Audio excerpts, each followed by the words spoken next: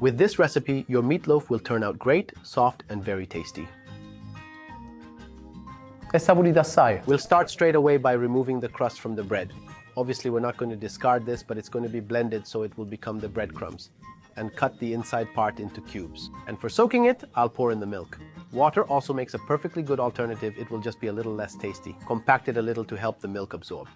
And put it to one side. Pour the ground meat into a large bowl, followed by the sausage, which I've already skinned by hand.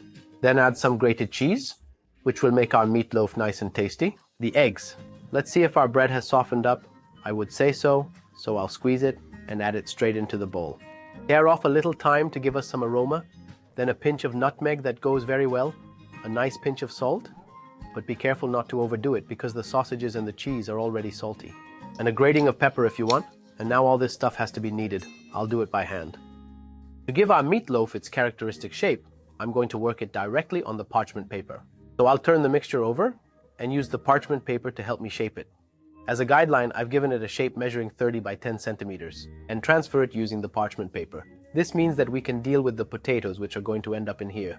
For a classic meatloaf, you need a classic side dish, potatoes.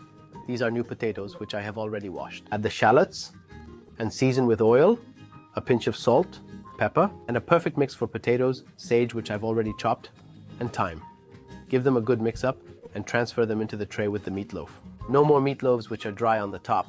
We're going to give it a light coating of oil, like this. The meatloaf is baked in a conventional oven at 180 degrees for about 80 to 90 minutes. It won't be too much, I promise. Finally, my Sunday meatloaf has turned out perfect, just like I said. We just have to taste it to make absolutely sure.